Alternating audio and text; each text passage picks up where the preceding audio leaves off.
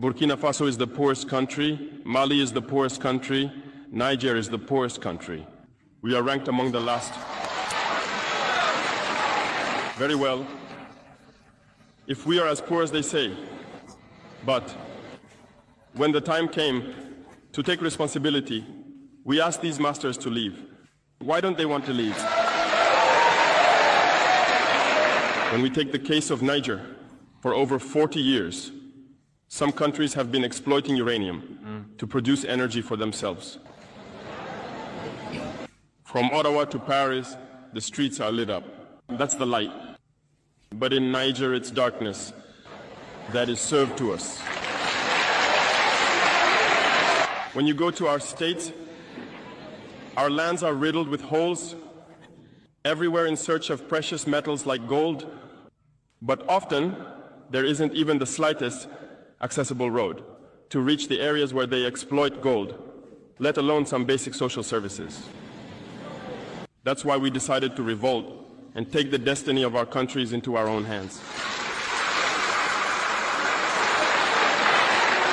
There are many other examples. But when we decided to do so, well, we were approached by some armchair slaves to deliver the message of their master, because they had created this kind of polymer chain that rises to the head of our states to serve them. And we came to break the chain. And it's inconceivable for them. They approached us and asked us to fall in line, to become part of the elite that must lead Africa. Because they have a trained and conditioned elite that they must follow, who are embedded in that chain. We refused to fall in line with them. And from then on, hostilities began. They have infiltrated our areas with several mercenaries, trainers.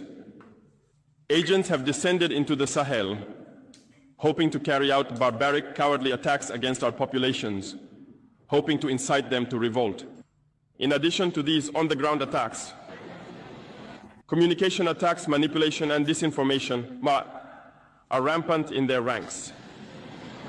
But the people of the Sahel have understood, and never again will they be manipulated. They know where they come from, they know what they are doing, and they know where they are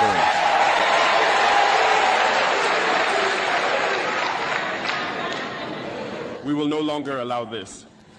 People are awake and fighting today, not for ourselves, but for future generations. And thank you all for the fight that is being waged. This never makes us cry. We will not tremble. We will face it. We will fight for true independence, for our freedom. Because to scare the people of AS, these individuals only have 3 terms in their mouths: democracy, freedom, human rights. Of course, their local lackeys are only elected in a democratic, free, and transparent process, according to them, their values. What could be more normal? That they want to impose this on us, because they are the ones who set the rules. Very well, we have decided to take responsibility for ourselves.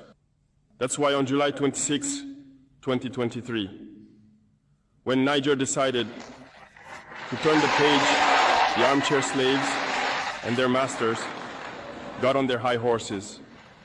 They put their local lackeys forward and decided to wage a war against the Nigerian people. So we said, anyone who dares to attack Niger will face us, because we will wage a relentless war to the last drop of blood against anyone who dares to attack our states. This statement, this decision we made yesterday is relevant today and will be relevant tomorrow and forever. Thus, The AES was born on September 16th, 2023, within a framework of mutual defense.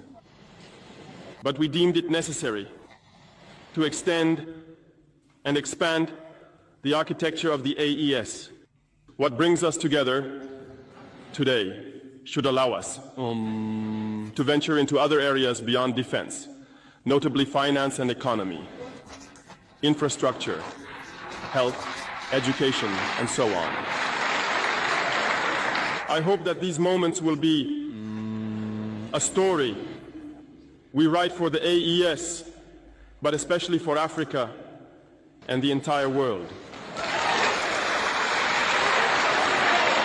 May God enlighten each and every one of us.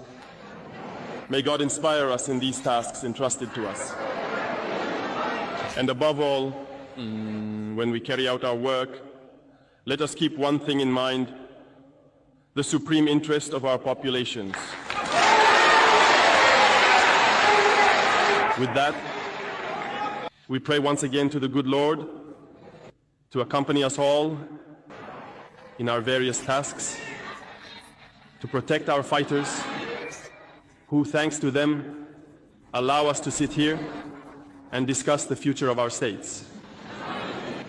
Once again, thank you, people of Niger.